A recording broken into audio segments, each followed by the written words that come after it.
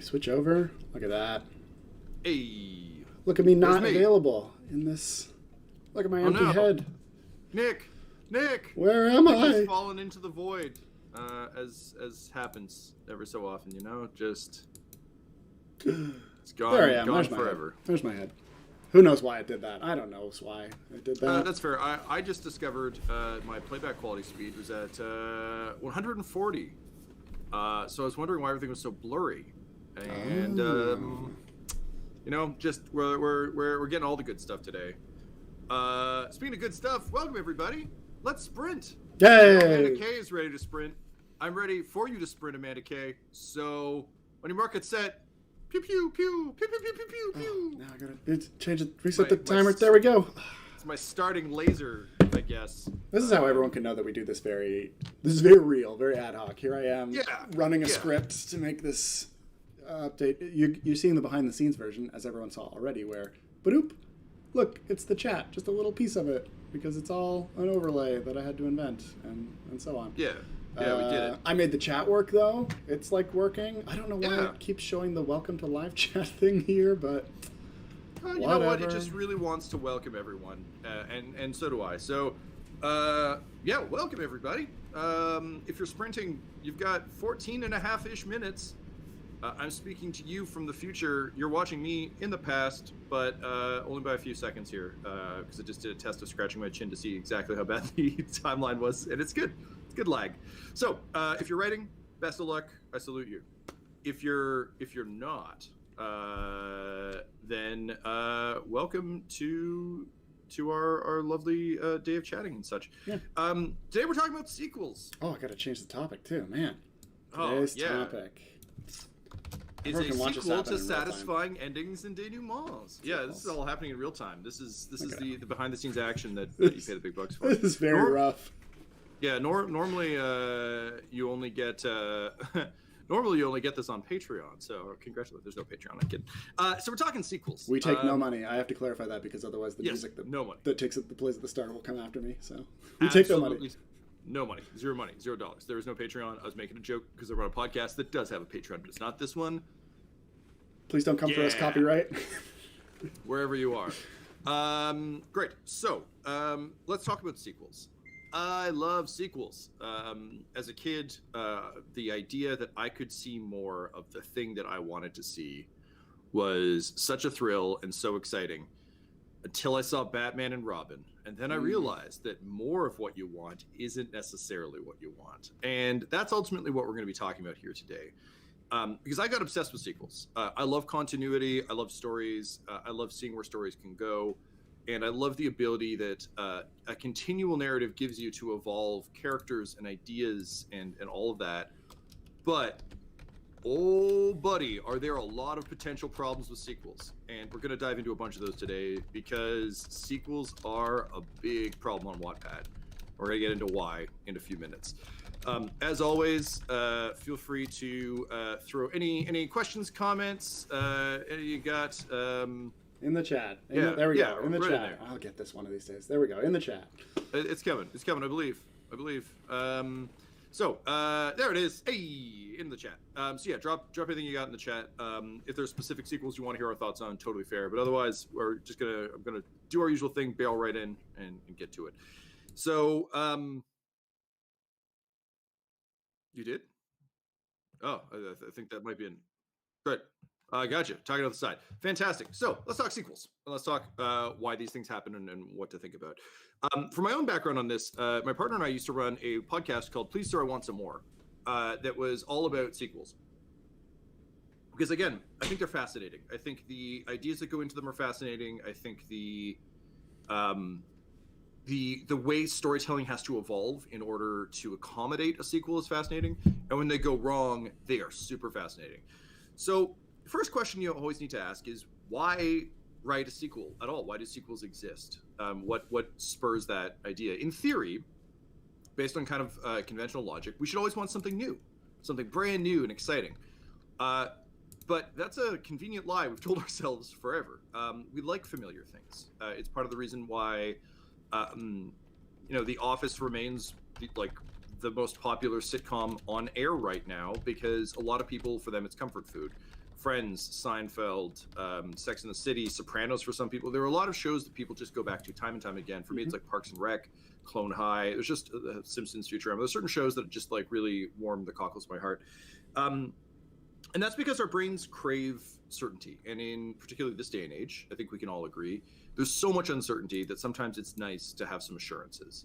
And one of the things that sequels give you right out of the gate is familiarity. It's a world, its characters we're probably already familiar with, likely already attached to. And what we're basically doing is similar to using a trope or a stereotype or a metaphor. We're helping our brains skip a step. Rather than saying, hi, I've got a whole new thing for you. You have to learn who everyone is, figure out who you like. You have to pay attention for all the details. On a sequel, we're like, no, I already got all that. That's all there. And if you're like me, you have to suffer through that annoying chapter or two of here's what happened last book and who everyone is. And I'm always because usually I'm reading them in a stack, and I'm like, look, I get it. I know that you need to do this, but I literally just put the other book down. It's super. It's as someone who reads manga avidly, often reads manga I'm of two minds, because only recently have I been able to read manga as it releases, because now it's available in the States or in North America. And so when I was reading it previously, where I'd read like the whole thing at once, I'd just be like, why? Why did I need a recap of a chapter that just happened? Now I'm kind of like, oh, bless, right. I've been neglecting this series and shoot, I totally forgot. It's been a week, or they took a hiatus for 2 weeks, and so helpful. So, yeah. Absolutely. So there's comfort in that. There's value in that. But really, ultimately, at its absolute core, the big question for a sequel in terms of why is the same question that often, if you hang out with kids or you've been a kid yourself, as many of us have, kids always ask, which is, what happens next? And this is an eternal story question that has existed since time began. And it is literally just saying, I enjoyed this thing. What happens next? What happens to the characters? And we can all imagine our own versions of it, right? And we often do. That can go from everything, like last week we were talking about ambiguous endings. So something like Inception, for instance, demands that you make up your mind about what you think occurs after that last moment. It doesn't actually have an answer, and in the script itself, Nolan does not answer the question. So it's really up to you to kind of fill that in, and that's part of the joy. In other cases, I know particularly, I noticed that, Brian, you're mentioning Frozen. I remember for me, in the case of fairy tales as a kid or Disney films, I would often like to imagine, like, what are, I was of the kind of like, Little Mermaid was kind of like the first Disney film that really did it for me. So I was always like, what is Ariel and Eric's life now? Right. Like, what are their further adventures? Then, of course, Disney was like, well, here's a direct-to-DVD answer to that. And I was like, I don't want it. I don't want that. But, I wanted to because they were terrible, for people who don't know. Oh, yeah. So not because you didn't actually want a sequel, but they were terrible. Awful. And we'll get to why in a minute, because they are my perfect test case for why bad sequels shouldn't happen. But it's always answered the question of what happens next. So what's interesting is a sequel is the original creator's attempt to answer that question in a satisfying way. That's the challenge you are giving yourself when you write a sequel, which is, I think I have a story worth telling with these same characters, the same world, same themes, whatever it ends up being, that I think is compelling enough that I'm going to put pen to paper. Pen to paper. Fingies to keyboards. And as all of you have likely experienced, as I certainly did with the fiasco that was Batman and Robin, sometimes the answer is no, we didn't actually need it. We didn't actually want it. And what we got was a nightmare. Same thing with a lot of the Disney sequels. So the big purpose of our chat today, and the main thing I want you to take away from all this, is today we're going to try and unpack like why you should make a sequel and why you shouldn't make a sequel, and all of the dangers and risks and rewards therein. Because these are things you should be asking yourself every time you go to make one of these things, and thinking about every time you go to make one of these things. So let's start by talking about the reasons that sequels work. As I already mentioned, they're familiar. They help us skip some steps. They help you dive right into the story. The second piece is they answer that big question. So it's fun. It's fun as a writer to get to revisit stuff you've already set up, or to go, okay, well, like I was always really curious about this dynamic. Wouldn't it be interesting if sparks flew with this person? Or often it's in response to what your readers enjoyed. I know for a lot of Regency, Bridgerton included, and actually is like kind of a clear vision of this. Oh, like I've told the story I want to tell with these two. Now I want to tell the story of this side character. Because the audience, and normally because the readers or the audience really like this side character. In the case of Bridgerton, they're just like, oh, there's just a bunch of them, so whatever, we'll just roll the dice and pick one. That is the Regency model too. That's well established. 100%. I mean, cinematically, this would be, and again with mixed results. But okay, Finding Nemo was great. Everyone likes Dory. Maybe we should make a Dory movie. Right. Again. Which was really just a Finding Nemo too. It wasn't even like a Dory movie. Exactly, but it was like people like this character, so we can like tease out this character, do more with it. Yeah. Gonna come back to the teasing out the character for their own thing in a bit, because Captain Jack Sparrow is endemic of why you shouldn't do this with every character. But they're also, just from a purely pragmatic structural lens as a writer, it's just damn easier. You already have the characters, you have the world, and rather than sitting down being like, I need to create everything, even if it's something as simple as, say, in Regency, if you've already established who the major houses are, who the major bloodlines are, who the like what period you're in, all this sort of stuff.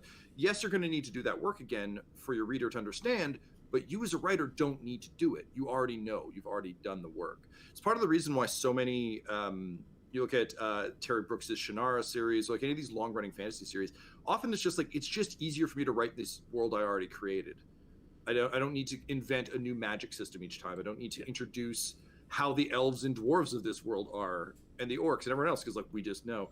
So as a writer, it's a shortcut for you. Also, familiar is easier to sell. If you've ever looked at Hollywood, particularly in the past decade or so, and gone like, why are we getting remakes and sequels only? It's because they are a safe bet. Even though they're often diminishing returns, the studios know I mean, Spider-Man is usually an exception to this, but like, if Spider-Man is in it, the people who like Spider-Man will go see it because Spider-Man. So we can reboot it as many times as we want. We can do as many sequels as we want. Doesn't matter because how bad the sequels are. This is the good one. Yeah, honestly. But even if you look at like they just announced Downton Abbey is getting a movie sequel because it's like people love Downton and they'll just show up to watch those characters do more stuff. Like one of the things I was reading about the announcement was like they could literally just call this "The People from Downton Hang Out for an hour and a half," and like that's really all we're there for, right? That's all we want. Right. So it's easier, it's familiar, but also with remakes of older films, it's just again, if I have 2 films about a bullied teenager with paranormal abilities wreaking terrible revenge, and one of them is called Carrie, and the other one is called Samantha. Carrie's going to get remade. I don't know. I'm in a Sex and the City mindset, I guess. But, like, Carrie's going to get made because people know the film Carrie, and they have associations with that, and they immediately go, oh, cool, yeah, she's going to, like, kill them all at the end. Dope. Whereas Samantha might be that same story, but it's an unknown quantity. Okay. And for studios who are betting, like, it's worth remembering, and this applies to sort of our producing partners at Wattpad as well, making a film or a TV show is placing a bet. It is taking all of your money at the poker table and going all in on a hand. And that's a scary thing to do. And it's like we always look at it's a $60 million hand usually too. Exactly right. Like we always look at movie budgets and chuckle, but it's like realistically, like they had to go all in. It's part of the reason why there's this big rush to get everything onto streaming right now because all the theaters are closed. And they're like, we made a bunch of $60 to $100 to $300 million bets 2 years ago. It's got to go somewhere. Money, please. So there are a lot of, but all that to say, that also applies to Wattpad. Like it also happens here. If I really like your series, I might just want to read more of those characters. And we've seen that from some of our writers who have had great success with that. But I do want to emphasize one word that I used there, which is some, because it isn't always true. And there's a really, really big reason for that. And that generally is that a lot of times sequels don't actually feel like full stories. They instead feel like the continuation of a thing that was already in progress. In television terms, or in manga terms, to Nick's point, it's just the next episode of an ongoing series. And books can't do that. No. Because as you know, books take a lot longer to create. You're sitting down for, 6 months, a year longer to put it out. Books also take a larger commitment to engage with. This is something that we talk about a lot in terms of different forms of media. Television and film are very passive. Audiobooks also, a little bit more so. But movies and TV shows are very, very passive. You can just sit there and let the visuals and the storytelling and the acting and the music and the cinematography and the color correction and the costume design and everything else wash over you. You don't have to do a damn thing to engage with TV or movies. They come to you. When we switch to audio, you have to fill in the gaps. You no longer have the video stimulus. So suddenly you are creating the images in your head of people. But again, it's in an audio medium. You're still free. Like I walk the dog, I do dishes, I cook while listening to audiobooks. I still have access to a bunch of other stuff. When you're reading, you have to focus all of your attention on what's on the page. There's the actual like mental work of your brain transferring words into pictures, ideas, concepts. Oh yeah. Oh, Tom Dam count. Amazing. Let's do it. Oh, thanks, pal. Yeah. Honestly, this is like me toning my sailor mouth down. So just know that there are much more colorful words that would normally exist there. Just put my damn filter on. There you go. There's number 3. I guess also a drinking game if that's your jam. All this to say that while there is value in episodic content, there is value in serialized content. For a full novel, it is much, much harder to sell that because as a reader, I want assurances that I'm not going to be left stuck in the middle of a cool moment or scene or story. And unfortunately, a lot of sequels or stories that have been built as a series do exactly that. Sprint is done.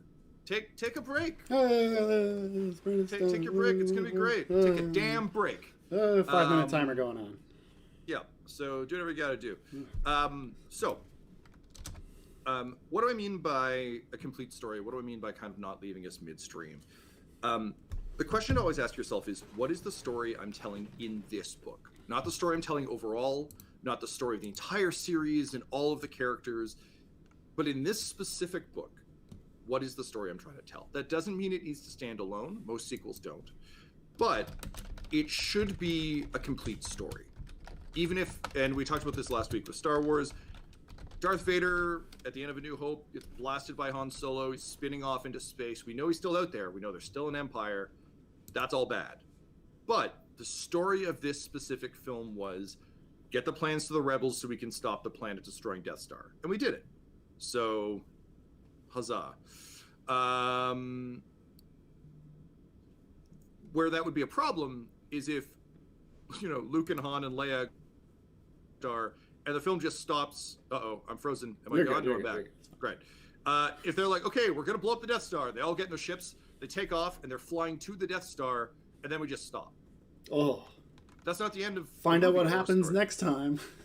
Yeah, sequel. Which works, again, in certain things, absolutely. But can you imagine if I've just committed, like however fast you read, but let's say on average it takes someone, I don't know, a month to read a book. I've just committed a month to reading this story, and I hit that last page, and I'm like, wait, what?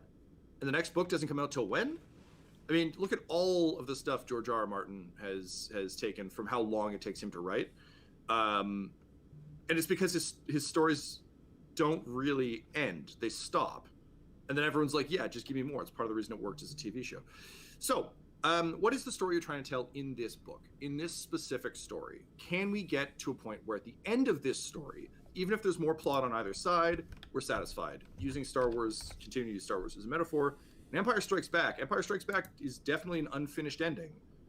But the big question in Empire Strikes Back is, can Luke defeat Darth Vader? And the answer was no. No. He fails. Yep. Yoda's like, hey man, don't go. And he's like, whatever, I'm gonna do it, Dad. And then he goes and he loses his hand and finds out who his real dad is, gets real sad, and learns, okay, I've got work to do.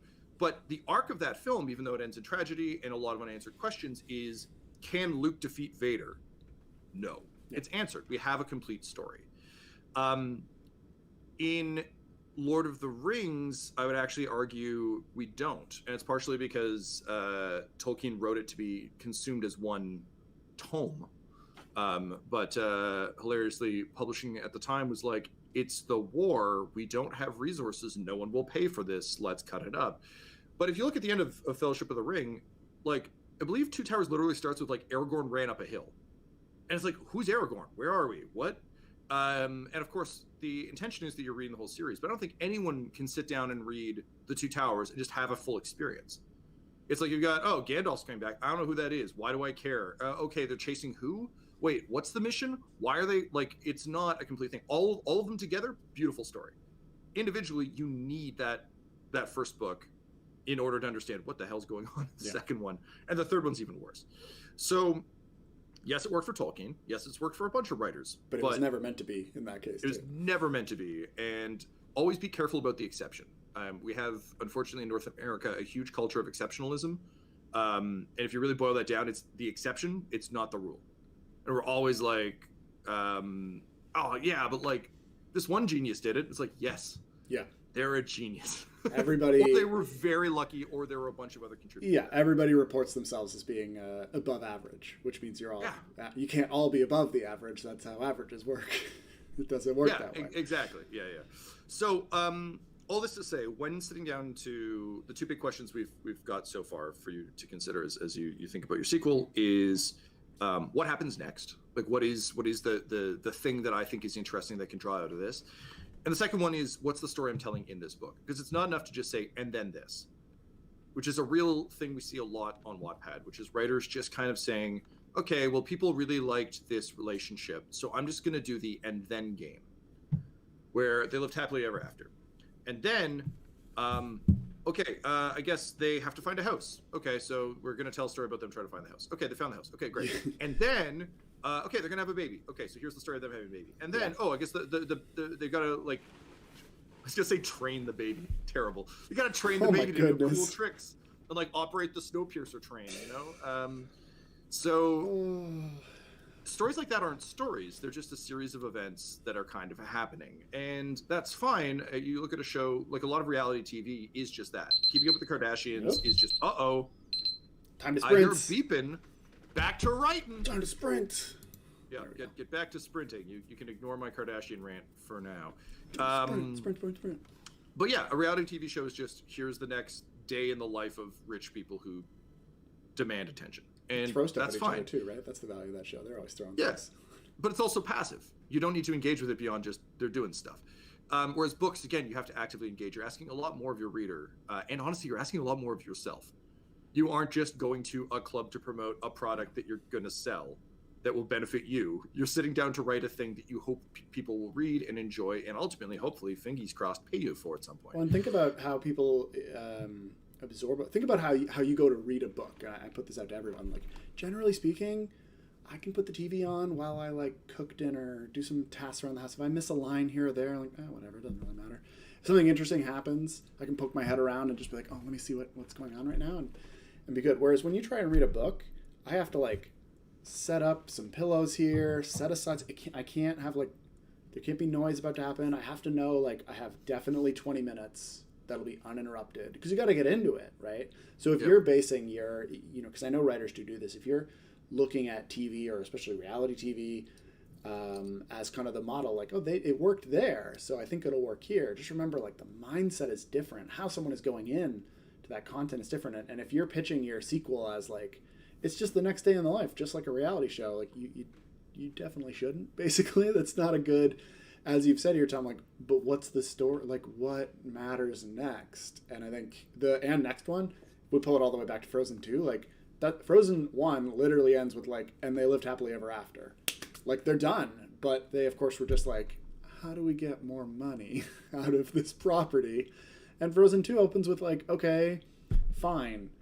Neither one of them has any character motivation to do anything. They're just happy rulers of a land now. So we're just going to say that there's some other new land somewhere else, and they can go over there for a while and just not even be in their kingdom. It's totally unrelated, but it's affecting their kingdom somehow. Sure, why not? And that's a great example of them being we need something, so I don't know, let's just make it up. The characters have no motivation to do anything anymore. They can just go do something. Yeah, which brings me to my next big thing, and thank you for that segue, Nick. Because you're welcome. 100%. The just what do we? The joke version is always just blow up their house. Everything's great. Sure. Just blow up their house. Just blow up their house. Is gone. Okay, now I gotta find somewhere else to live. It's a dumb example. Yeah. But it's the equivalent of a man coming to the door with a gun, right? In noir, it's just everyone died. Which leads to a lot of really problematic tropes like fridging characters, where it's the only way we can think to motivate these characters is to just kill off everyone important to them, so suddenly they have a reason to go on the adventure again. Secret parents, that's another one. Oh, your parents were secretly part of a top secret organization, and now that's come back to bite you out of... We've never mentioned that before. Amazing Spider-Man. Sure, right, that whole thing. Oy, jeez, I forgot about all of that. So, with all this in mind, the next thing you should be asking yourself, and this one's a hard one, but is definitely worthwhile, is... what's interesting to me and what's interesting to my reader or my audience? And I got to tell you, from my experience with sequels, this is a question that is not asked nearly enough. Because often what happens is there's a few variations on this I've seen. Sometimes it's as the writer, the most important theme for me I actually haven't seen Frozen 2, but I'm going to go out on a limb here and be I would argue that the most powerful lesson for me out of Frozen 2 is the fact that they didn't put the romance front and center. That was awesome. That was such a lovely moment that I guess spoilers for Frozen for both of you who haven't seen it in the world. But it's no. The love between sisters is equally valid as a true everlasting powerful love bond. And it doesn't always need to be about some dude. I'm yes, this is amazing. Right. Good lesson learned. Yeah. However, if you're Disney, and again, I fully understand why this happened. That's not a really sellable, bankable thing. That's a really good ending to a story arc, but there's not really anywhere for that to go. To Nick's point, it's happily ever after. Yeah, they might encounter hardship, but their love is the major bond that will see them through their lives, and they'll have other different bonds with other people, but they will always have that. Even if one of them dies, they'll always have that, and that's amazing. Cool. Instead, the sequel's like, okay, well, people really like these characters, so let's just send them on an adventure. Just go do something else. Just go do something else. Just like go to discover secrets about your parents, live in a different kingdom, whatever. Yeah. Yeah. And that's because, again, to them, they're like, well, and I would also argue, like, I took that message for a lot of kids. It's like, give me more songs and merch. I want more Olaf. Fully just like, can it go on the front of a lunchbox? Welcome aboard. I never want more Olaf, ever, anywhere, in any context. But they're like, the people want Olaf. But again, all that to say that for sequels, the question is always, like, boiling it down to what's interesting to me as the creator, what's interesting to my readers and audience, being fully aware of the big caveat that we slap on everything forever, which is what readers want and what they need are two drastically different things. And my favorite example of this is the Pirates of the Caribbean movies. Let's do this. I love the Pirates of the Caribbean movies. Tom, tell me your feelings about the Pirates of the Caribbean. Tell me about Captain Jack Sparrow, Tom. I'm going to pretend that I don't frequently rewatch all of those films on my own time. So let's say I've never seen it. Of Captain Jack Sparrow, a pirate so free on the ocean's brave. Oh boy. So, Pirates of the Caribbean comes out, and no one thinks it should work because it shouldn't. It's an incredibly stupid idea for a movie. We're going to take a Disney theme park ride and turn it into a big blockbuster action film. In a genre that had been dead for 50 years. Where the last major pirate film, Cutthroat Island, tanked so hard that it killed any possible pirate stuff, with the exception of Muppet Treasure Island, which is gold, that is untouchably good. But any non-Tim Curry Muppet-based pirate stuff just isn't going to happen ever again. Didn't it also kill the studio who produced it? Like 100%. It has tanked the career of one of the two leads. Just never worked again. So Pirates of the Caribbean comes along, and they cast Johnny Depp as Jack Sparrow. He comes in with all of the, like, he capped his teeth. All the jewelry is his. And basically, from what I understand, they kept showing the dailies, which are when you're filming, just like, hey, here's what we shot today, and here's kind of how the story's coming together, to the producers to be like, don't worry, we're not squandering your money. And the producers were looking at Jack Sparrow, being like, what have you done? What have you done? This is a nightmare.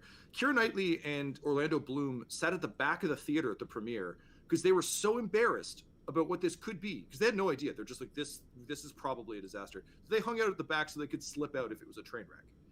Of course, the opposite was true. People loved it. I loved it. It was a wonderful, swashbuckling, fun adventure. Lots of plots, really rich world, great mythology. Music was amazing. Fight choreo was amazing. Good characters, good action, funny, weird, grand, all the things you want from like that kind of film. However, it was also a closed story. At the end of the story is Will Turner and Elizabeth Swann work it out. That's literally the entire story of that movie. It's really funny because there's a lot of other stuff. There's Jack Sparrow, there's the Curse of the Black Pearl. Jack's there too. That's about it. But fundamentally, it's about childhood best friends who have feelings for each other. That's why I'm there. Childhood best friends to lovers. Yep. I'm there. I'm right there. Yeah. Someone in chat's with me on this. I know this. Yeah, exactly. And like the added drama of like, he's the child of a pirate. That's going to be a problem. Or father's the governor. Like, sure. Lots of cool stuff. Childhood friends to lovers, baby. Right there. They're together. Jack Sparrow escapes. They're like, maybe we're going to be pirates. It's great. And then something fascinating happens. That film explodes. Everybody wants a piece of it. So they're like, okay, we're going to make a trilogy out of this movie. Now, the problem is, if you have a closed first movie and you want to make a trilogy, often what happens is exactly what happened here, which is they said, okay, well, we have to retroactively make a bunch of things from the first movie mean different things to enable more story. So suddenly, and I read an amazing takedown of the second film, which was like, every single thing, not just person, but thing in this movie has a plot. It's exhausting. They're like, the guy who's got the fake eye, that eye has a plot line. Oh, yeah. The compass has a plot line. Monkey has 2 plot lines. Jack Sparrow's gun has, like, it's just everything. Everything gets a plot. It's exhausting.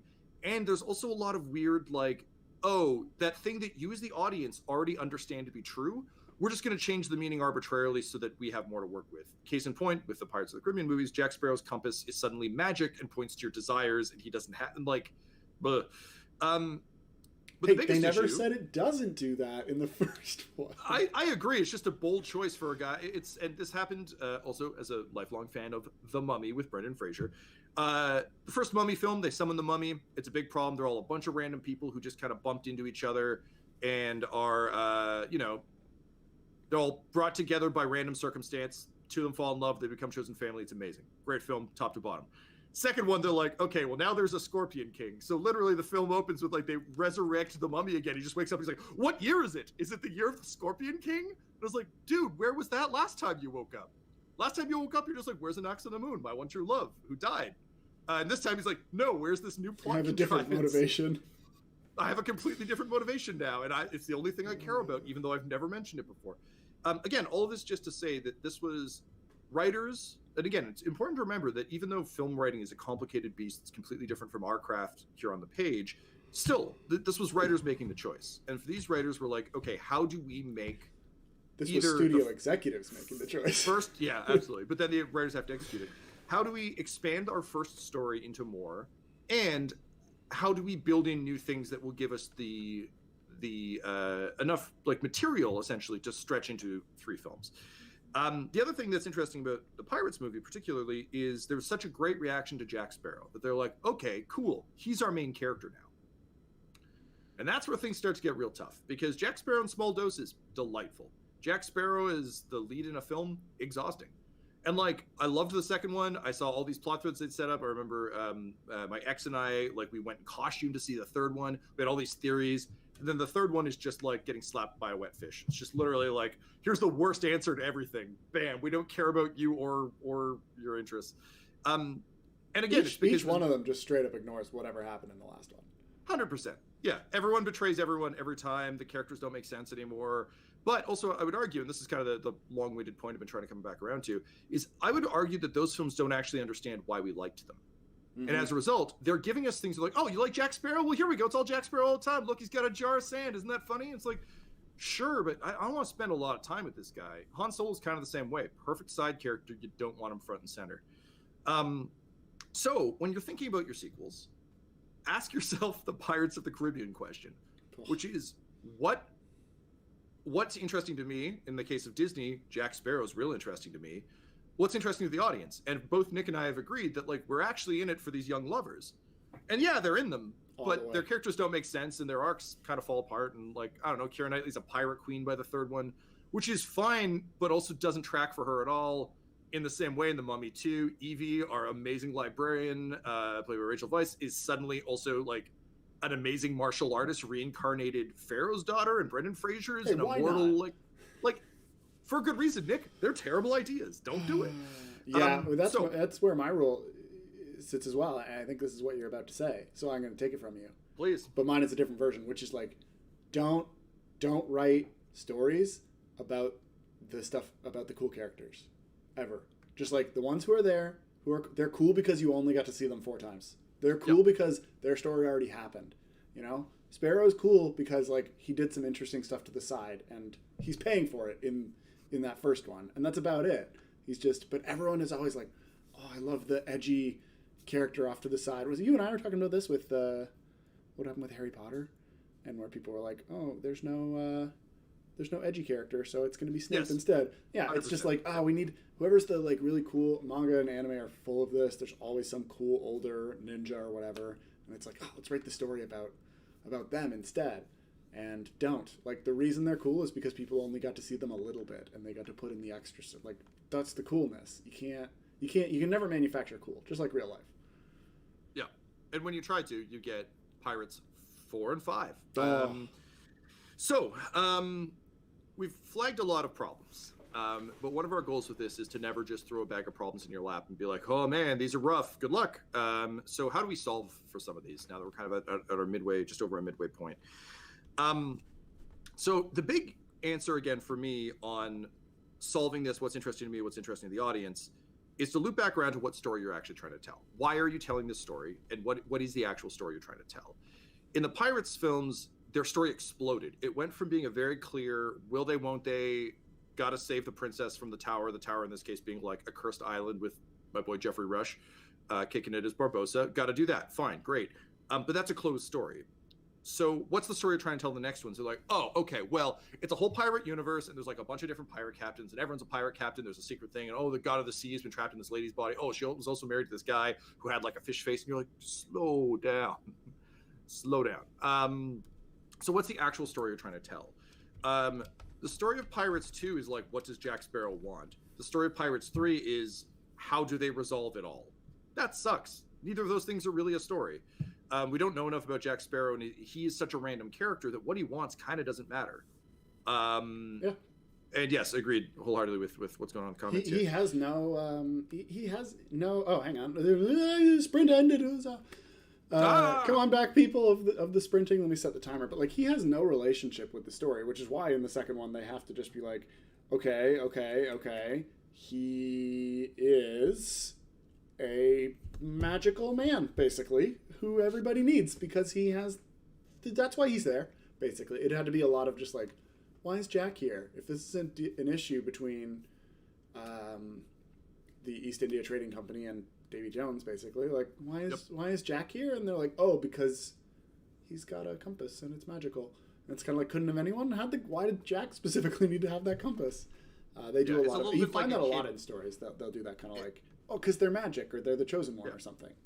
It's a little bit like a kid telling you a story. Like, I was leaning on Axe Cop for this, which if you haven't encountered it is a delight in limited doses. But basically it's just like, oh, and Batman was there. Why is Batman there? Oh, because like I like Batman.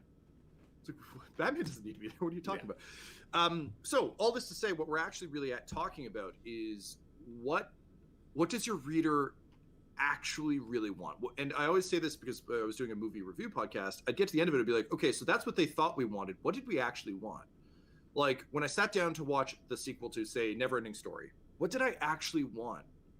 Now that I've seen what they gave us, and I'm like, I didn't want this, I'm able to then go, okay, well, what did I actually want? This is an exercise you can do, as Nick and I have just been doing with Pirates of the Caribbean. You can literally do it with any sequel. Watch it, read it, think about it, and just go, okay, so this is what I got. What worked? What didn't? And what did I actually want? And sometimes they'll surprise you. No one wanted Better Call Saul. When Breaking Bad ended. We're like, Odenkirk's amazing, the character is interesting, but I don't think anyone was clamoring for a prequel. And it's turned out to be an incredibly beautiful, intelligent, kind of like textbook good prequel, telling its own story. But again, that's the piece. It's telling its own story that is completely removed from Breaking Bad.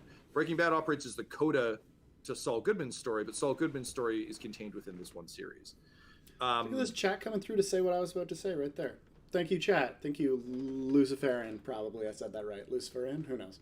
Yeah. That was exactly what I was going to say, and Better Call Saul being a good example, which is whenever you have a closed ending, like you write a closed story, it's done. Pirates of the Caribbean, Frozen, whatever. It's finished. But the world that you set up is really interesting, and you understand it's interesting, and everyone understands it's interesting.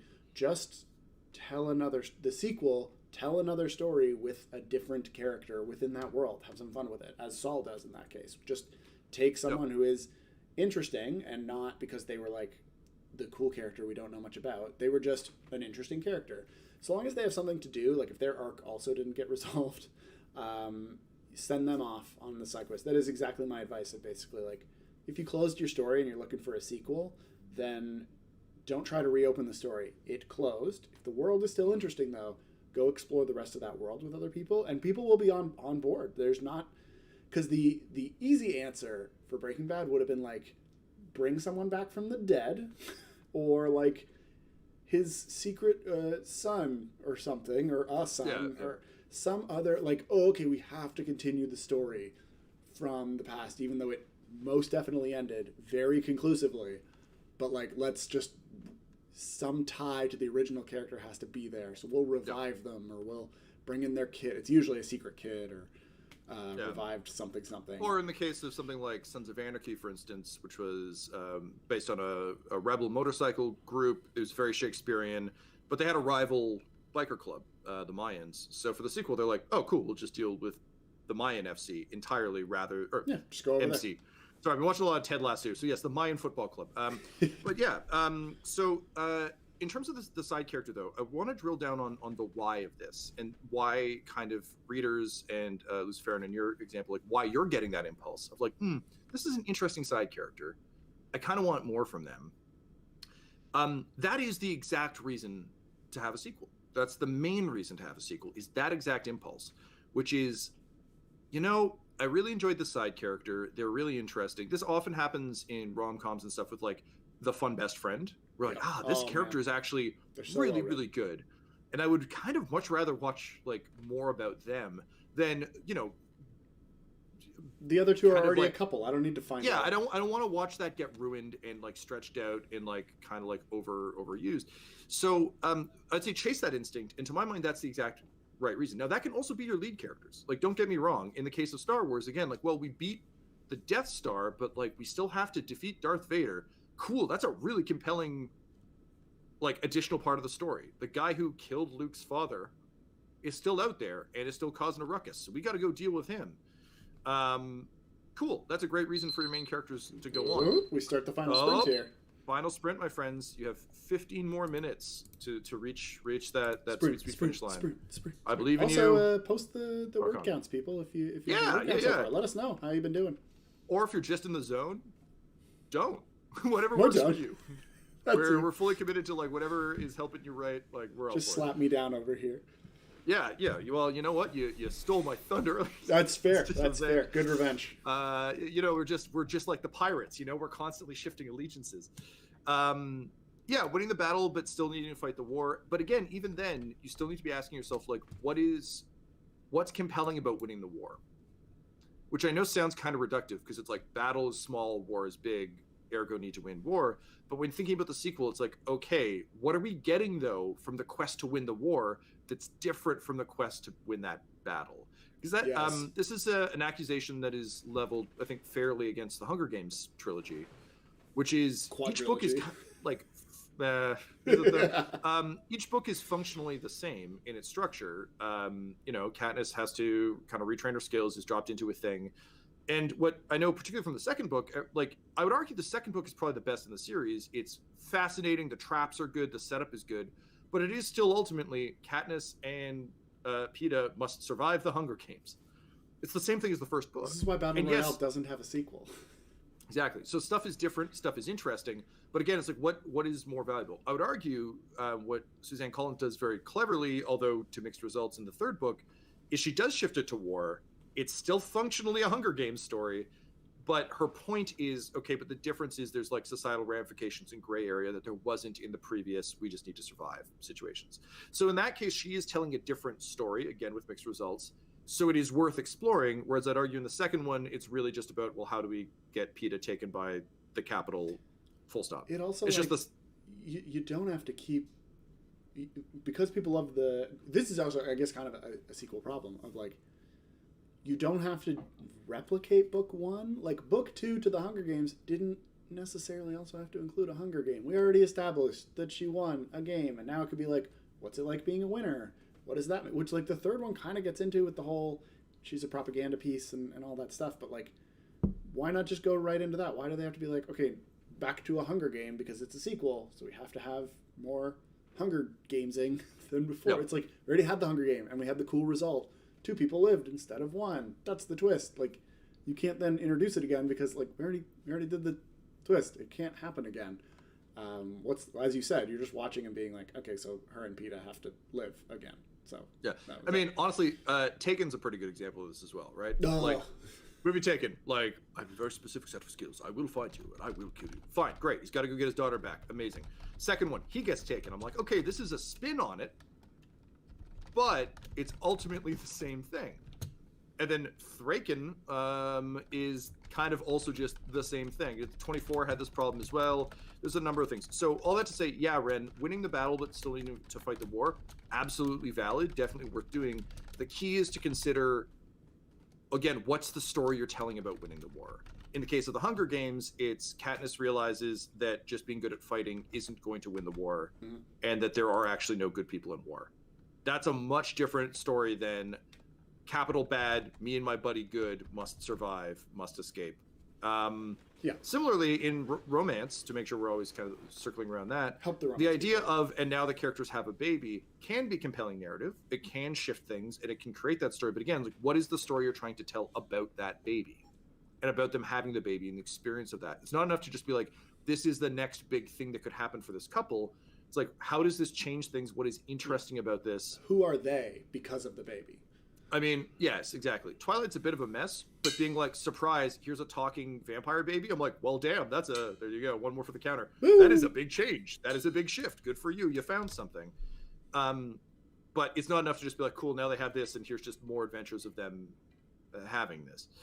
Yeah, you couldn't just introduce a baby and then not talk about it. And just be like, well, that's the story. That has to be like and to those who don't have a kid yet, not that I could speak to this, but like they change your life. Your life is forever changed from one point. You can't just be like, I'm the same old person. It just keeps on going. And this kind of brings us around to the Disney point we made earlier, which is a lot of those Disney sequels were just kind of an and then.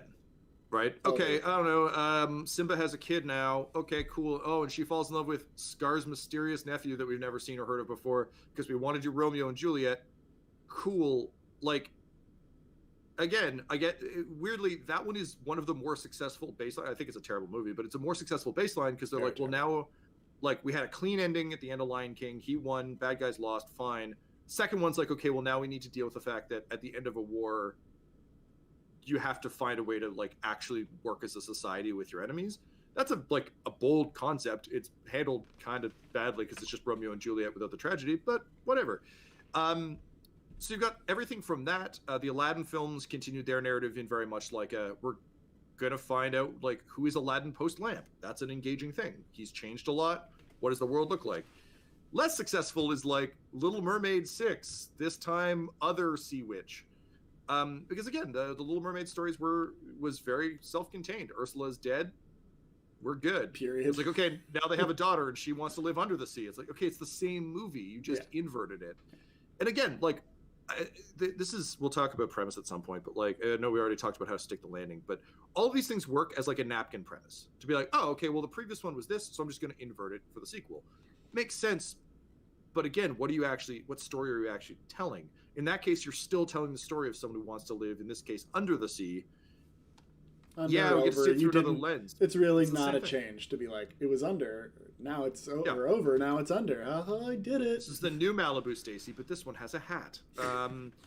So, yeah, all that to say, again, what's the story you're trying to tell?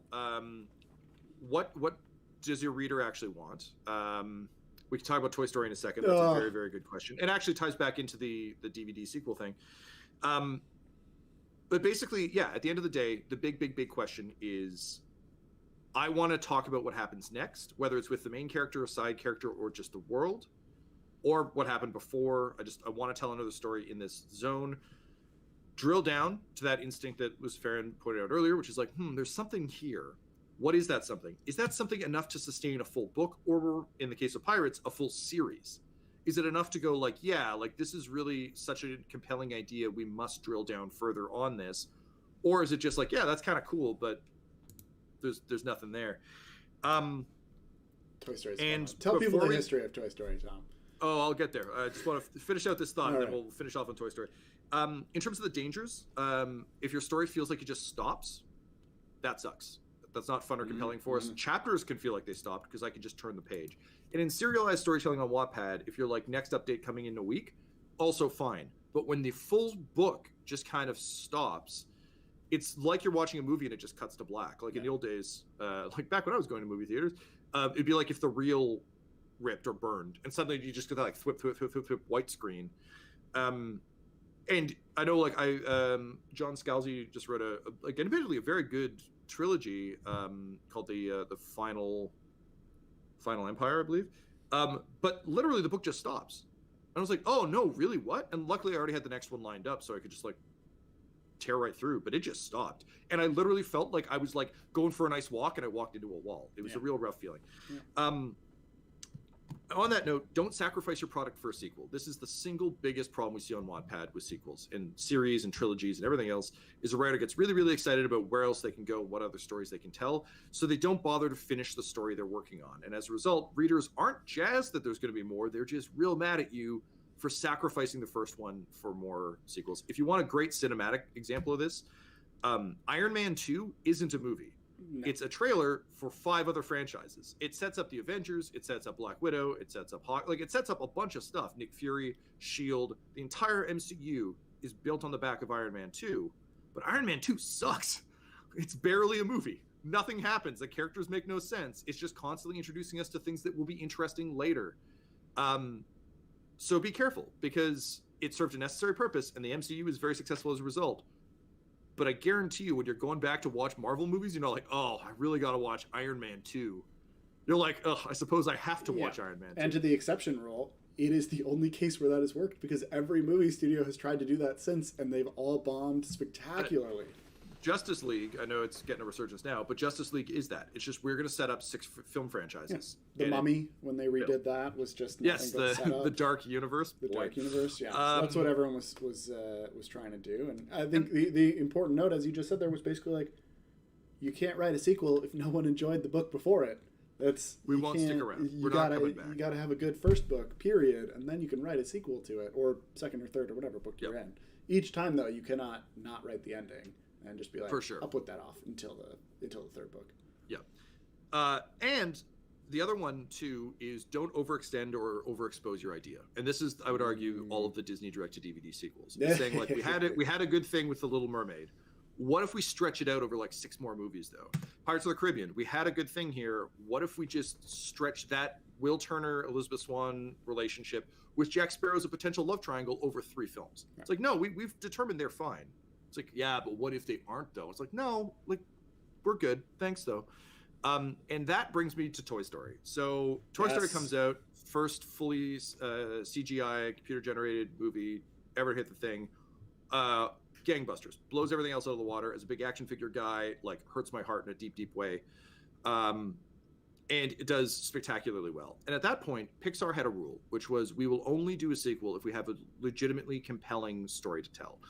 And Toy Story 2 does that in spades. Toy Story 1 is about like, I'm an old toy, I'm worried about getting replaced. Oh, there's something bright and shiny. I'm jealous. I have to learn that if it's basically like, honestly, it's just a journey from like selfishness through hypocrisy to self-awareness. Like, actually, if I truly care about Andy, it doesn't matter what I want. We gotta like help Andy out. That's ultimately the thing. And through it, Woody finds friendship and new purpose and everything else. That's great. Toy Story 2 messes with that in a really interesting way, because it's like, okay, so we've explored this one mode of being. What if there was a different mode where you're this beloved collector's item and you're the hero and there is no Andy, like there's no kid, you just get to be your own thing surrounded by vaguely broken people. Again, in our Taken example, it's not just like, okay, well, what if a new toy arrives? Right. It's what if there was an entirely alternate way of living that is compelling, and you've kind of served your purpose, so you could just go have this. But here's all the dangers and downsides and blah, blah, blah, blah, blah. Great. Works, compelling, interesting. Jessie is a fantastic addition to the series. Interesting character, gives us new perspective. Complete package. And this is where things get really interesting. Disney wanted to buy Pixar, because at this point they were 2 completely separate entities. And Disney was like, we want to buy you. And Pixar's like, no, we don't like the way you're doing business. We like having complete creative control. So thank you. Thank you for everything you've done for us, but no, we're going to stay independent. And as they're walking out the door, the Disney execs were like, cool, well, it was great working with you guys. We hope you'll enjoy our Toy Story 3. And the story goes, the Pixar execs stopped and we're like, wait, what? We're like, oh yeah, we're doing Toy Story 3. Buzz gets recalled to the factory that made him, and they have to go to China to try and find him. It's going to be this whole adventure in a factory. And the Pixar guys were like, what do you know? They're like, well, I mean, contractually, we own the IP, so that's going to be the sequel. Right. And Pixar agreed to stay, to stop that, and thank God they did, because Toy Story 3 is 4, but 3. Yeah, 3 is where it exactly should have ended. Yeah, exactly, and we'll talk about that in a sec. But one of Pixar's conditions for staying was they basically said you have to stop doing direct-to-DVD sequels, because at that point that was Disney's whole model. If you remember way back when, it was like straight to VHS, straight to DVD, and it was like all the Cinderella sequels. That was a golden age, truly. Like, yeah, it was insane. There's just anything they could slap a sequel on. There's a Mulan 2. There's a Tarzan 2. Yeah, there's Mulan 2. There's Tarzan 2. They also, at that point, were spinning a lot of things into TV shows, which often were more successful. Like the Lilo and Stitch show is actually very solid. The Aladdin show, do we talk about? Is this where we talk about The Emperor's New School? I'll fight anyone on how good that show is. Again, they were finding in TV, they were finding their stride, but in movies, it was just like, we don't need this, with a few exceptions. Kronk's New Groove is actually a very smart play. Kronk's an interesting character. We've determined he can have an arc. A little bit on the almost maybe too much Kronk, very in small doses. Don't necessarily need him for a whole film, but whatever. So that was Pixar's condition. Ironic, given that they went on to create Cars 2, but at the time, they were like, no more lazy sequels. We're just not going to do it. And their argument was, every lazy sequel you do diminishes the original. You are sitting on a mountain of beloved IP that is untouchable. but every time you make one of these, you cheapen it. And I would argue with a lot of sequels, particularly to what we're talking about with the Happily Ever After. And I'm sorry, I'm getting like angelic light right now. Bright. So bright. With every sequel that expands or breaks how the previous film ended, you kind of retroactively ruin the original thing that was good. My favorite example, so weird for this, being Die Hard. Die Hard's about a guy trying to get back together with his wife. It's complicated, but they work it out. By the end of Die Hard, they've worked it out. Die Hard 2, terrorists get in the way. They're on side. They're together. They've worked it out. Die Hard 3, they're divorced because we need John McClane to be having a bad day. And I'm like, okay, but that cheapens the emotional journey we've had to this point, because basically you hand-wove it away in order to generate new conflict. And that's kind of the argument they're making for a lot of these Happily Ever Afters. Sprint is done. You did it. Congrats. So all this to say that for a while, Pixar was being incredibly intentional about what kind of sequels they wanted to tell. And I'd argue Cars is a perfect example of where this goes awry, because again, they're like, everyone liked Mater the tow truck, so it's just going to be his movie. Sucks. It's real rough. Third movie, they're like, okay, we're just going to remake the first movie. Forget the second one ever happened. Toy Story 4 is my favorite example of recent memory. Like, I cried. There's a lot of fun and intelligence in it. But I would actually argue it fails as a sequel, because it is, to our earlier question about what's interesting to me versus what's interesting to the audience, that film to me is them saying, we love Woody and we want to give Woody's character, like Woody as a character, outside of all the external factors on him, his own happy ending, separate from the incredibly beautiful, tragic, happy ending at the end of the third one, right, where the toys, spoiler for Toy Story 3, the toys are handed to a new child, and it's about growing up and moving on. The toys find new purpose. Andy finds new purpose. It's beautiful. Toy Story 4 is like, right, but like, I also just want something nice for Woody. So here's this weird movie where he self-actualizes, which is kind of garbage because he's already done it 3 times. So to my mind, that's them going, we as Pixar care about this character, so we want one more. Whereas we, the audience, are like, no, we're actually good. You gave us the perfect ending to the series. And then you, for some reason, were like, what about more? And you're like, I guess. But it's, I don't know. To me, it feels like a bit of a joyless exercise. I'm like, yeah, like I like these characters and I'm happy. Like, you're all very smart. You're good writers. But why? Why are we here? And also, again, I didn't need this. I guess you did. So when you're thinking about, again, which sequels to pursue, what are the big questions left over from your story? Where are the places that it can go that are legitimately interesting and different? To the Toy Story example, where is, I could go live on a collector's shelf where I'll be loved and adored, but it's hollow. Or we have served our purpose and we're having an existential crisis that might end in all of us dying in a massive inferno. Those are your 3 options. Those are all drastically different stories. Toy Story 4 is just Toy Story 1 and 2 again, but different. Cars 3 is Cars 1. It's different. But different. But there we go. We covered it. We did the whole thing. So those are our sequels. If you take nothing else from this one, A, Nick and I think a lot about Pirates of the Caribbean. We do. What happens next? Interesting question, but why? Why is it worth telling? Is it worth telling? Does it have legs? Is it going to overextend or ruin what you've previously done? And more importantly, the experience that you gave your readers previously. Your work of art that exists out in the world, fine. Nothing can touch that. That's fine. How your reader remembers and thinks about and cares about and celebrates and becomes a fan of that work is drastically affected. I haven't watched the last 2 Die Hard movies because to me, Die Hard is over. It's been over for a while and I'm bummed about it. Terminator is kind of the same way. I have watched all of them. Diminished returns. Are you ruining your cool original thing by extending it? If you are telling a sequel, what are the interesting places it can go? Are they the side characters? Is there more that the main characters can do? Is there a war to be won? If so, what's interesting about that war that is different from the battle that was previously fought? Yeah. In this regard, Empire Strikes Back, Return of the Jedi does fail. It just tells us A New Hope again. And Empire at the same time with Ewoks.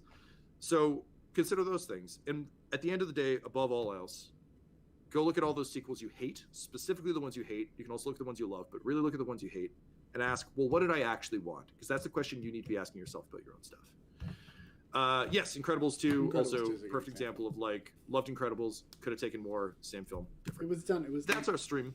Yeah. We did it. Thank you for joining us. This one was a bit less structured because we both care a lot about this, but I hope you have yourselves a fine night. See you next week. So long, all.